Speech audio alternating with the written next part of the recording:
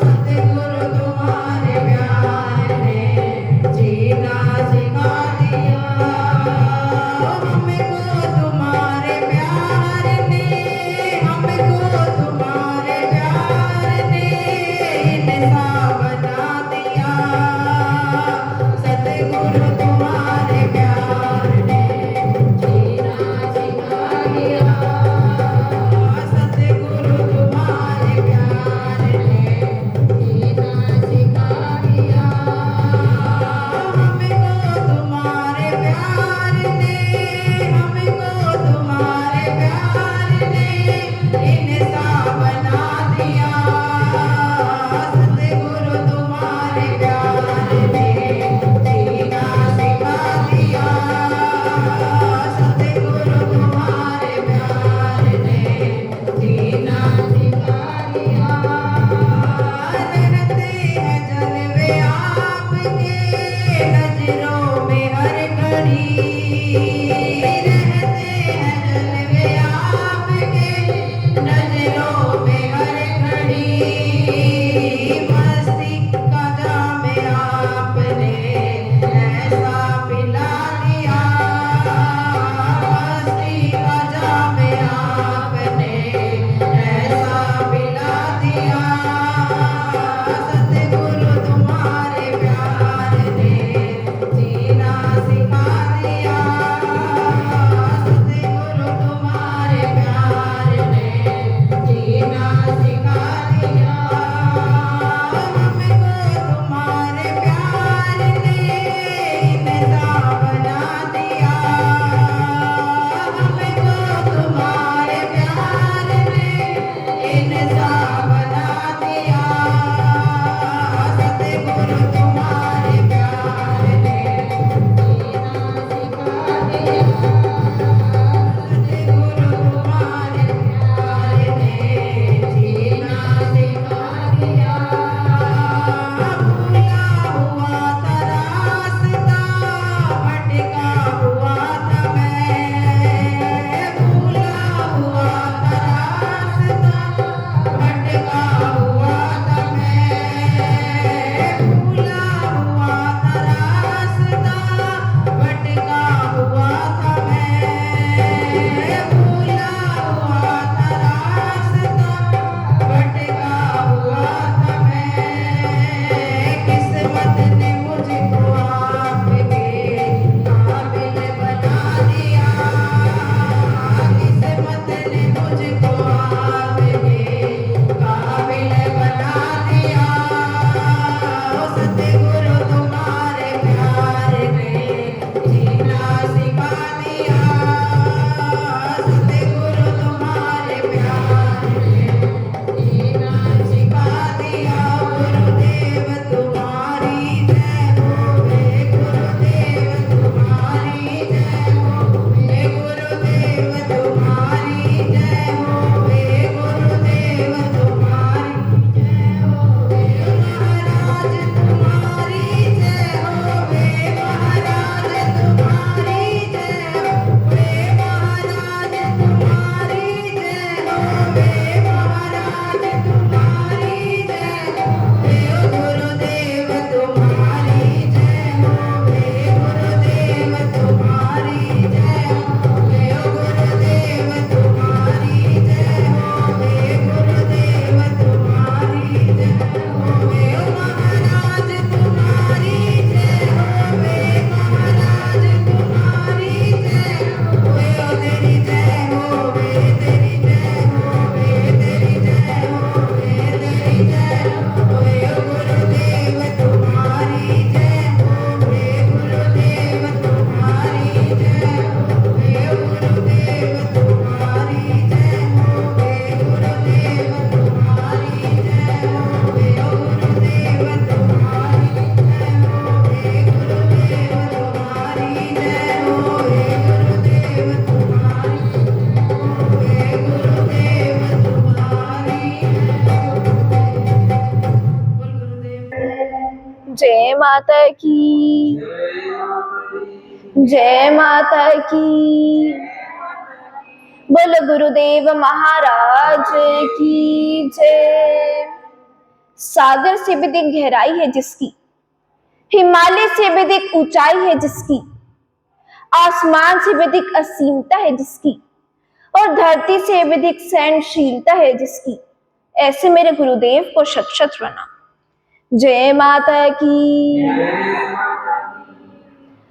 Always seek blessings from the Guru. Always seek blessings from the Guru.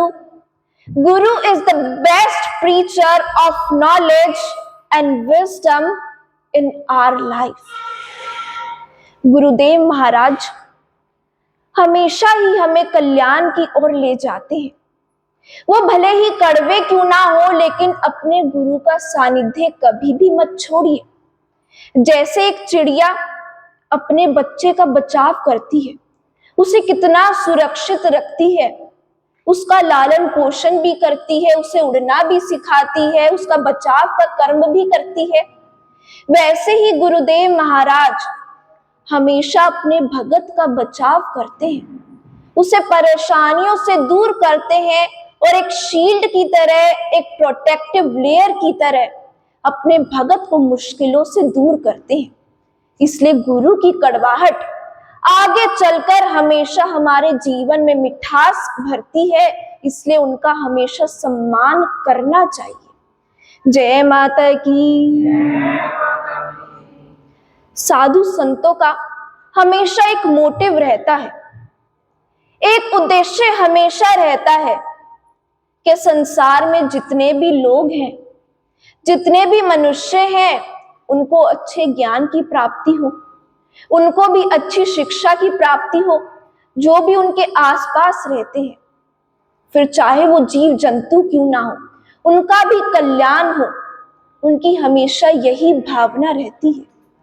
ऐसे ही एक बार एक साधु महात्मा जी एक नगर में भिक्षा कर रहे थे, एक गांव में भिक्षा कर रहे थे, और भिक्षा करते करते घर पर पहुंचते हैं तो एक महिला महात्मा जी को देखकर भिक्षा देने आती है, उस घर से निकलती है और बड़ी खुश भी होती है कि महात्मा जी की एक साधु महात्मा भिक्षा लेने आए हैं, तो बहुत ही सौभाग्य की और अच्छी बात है। तो भिक्षा लेकर बाहर आती है और महात्मा जी के कमंडल में भिक्षा डाल देती है और कहती है कि महात्मा जी को उपदेश भी दे दीजिए कि हम तो 24 घंटे घर के काम में, रसोई के काम में, इन्हीं में व्यस्त रहते हैं, मंदिर जाने का भी समय नहीं मिलता, कोई अच्छी बातें सीखने का भी समय नहीं मिलता, तो आज आप दर पे आए हो तो कोई उपदेश ही दे दीजिए। तो महात्मा जी ने कहा कि आज नहीं, लेकिन कल मैं तुम्हें अवश्य ही कोई उपदेश दूंगा, कोई अच्छी बात बताऊंगा। और ऐसा कहकर भिक्षा लेकर महात्मा जी उस घर से प्रस्थान कर जाते हैं और अगले दिन फिर भिक्षा के लिए निकलते हैं और करते करते दोबारा पुनः उसी घर पे पहुंचते हैं। और महिला ने उस दिन बहुत ही अच्छी खीर अपने घर में बनाई थी, उसमें बादाम, काजू, किशमिश, मखाने सब कुछ डाला, पंचमेवा डाला, शहद डाला, उसके ऊपर घी भी डाला। बहुत अच्छी खीर बनाई, बहुत सुंदर खीर बनाई कि जिसको खाकर आनंद आ जाए, ऐसी खीर बनाई। महात्मा जी दोबारा से दर पर पहुंचते और वो बड़ी खुश होती है और एक पात्र में खीर भर के लेके आती है कि आज तो मैं भिक्षा में खीर दूंगी, जिससे महात्मा जी को भी अच्छा लगेगा और आज तो मुझे कोई अच्छी बात भी सीखने को मिलेगी, महात्मा जी कोई उपदेश भी अवश्य देकर ही जाएंगे। एक पात्र में खीर लेकर जाती है और महात्मा जी के कमंडल में डालने लगती है तो देखती है कि महात्मा जी का जो कमंडल है वो अंदर से गंदा है, उसमें मिट्टी लगी हुई है, धूल लगी हुई है। तो कहती है कि महात्मा जी जो आपका कमंडल है कि वो तो गंदा है, तो आप ये मुझे दे दीजिए कमंडल, मैं इसको शुद्ध करके ले आती हूँ, साफ करके ले आती हूँ, फिर डाल दूँ। तो महात्मा जी ने कहा कि ऐसी कोई बात नहीं है कि तुम इसी में डाल दो, कुछ नहीं होता। तो कहती कि क्या नहीं होता, कि मैं तो ऐसे नहीं डालूंगी, कि मैं अगर इसमें खीर डालूंगी वो भी गंदी हो जाएगी और आपका स्वास्थ्य भी बिगड़ सकता है, तो आप मुझे कमंडल दे दीजिए, मैं इसे शुद्ध करके ले आती हूँ, ज्यादा समय नहीं लगेगा। महात्मा जी ने दोबारा कहा कि यानी अगर मेरा कमंडल गंदा है तो क्या मुझे भोजन नहीं मिलेगा? तो महिला कहती कि नहीं मिलेगा, कि जब साफ होगा मैं तभी इसमें भिक्षा डालूंगी।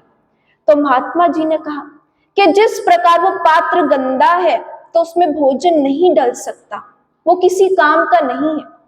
उसी प्रकार जब तक हमारा मन साफ नहीं है, कुसंस्कारों से भरा हुआ है, तब तक हम कितने ही प्रवचन सुन ले, हम गुरुदेव महाराज के कितने ही वचनों को सुन ले या उपदेश को सुन ले, वो हम पर कोई भी लाभ नहीं करते। हम सत्संग में भी आते हैं, हम सुनते भी हैं, लेकिन अगर हमारा मन साफ नहीं है तो गुरु के वचन भी हमारे ऊपर कोई असर नहीं कर पाते। इसलिए हम धार्मिक किताबें पढ़ते हैं, अगर वेद पुराण पढ़ते हैं तो उनको पढ़ने के लिए भी हमारा मन साफ होना चाहिए, तभी हम उनके ज्ञान को ग्रहण कर पाते हैं। गुरु के वचनों को हम तभी ग्रहण कर पाते हैं जब हमारी अंतरात्मा शुद्ध होती है।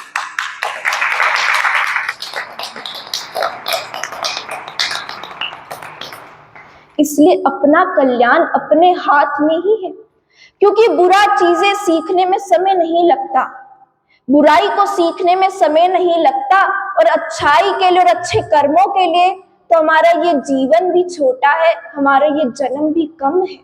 जय माता की। कुछ लोग भगवान को, माँ दुर्गा को भोग लगाते हैं तो वो कहते हैं कि भोग तो कम ही नहीं होता, कि हम भोजन डाल के रखते हैं, भोग भी लगाते हैं, लेकिन भोजन तो कम नहीं होता, यानी माँ दुर्गा हमारे भोग को ग्रहण नहीं करती है। तो ऐसा नहीं है।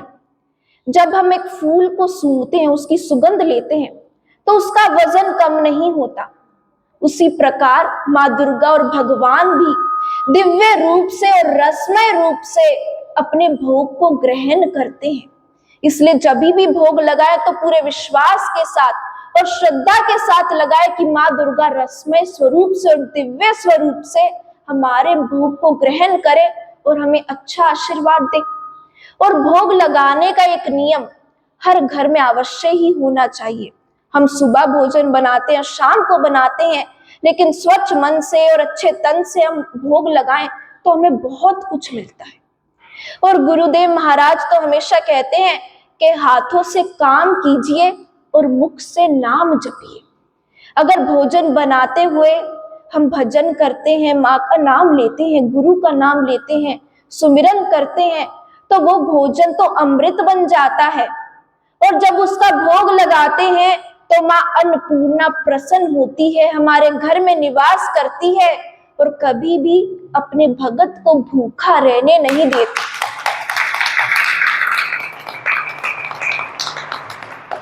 जय माता की।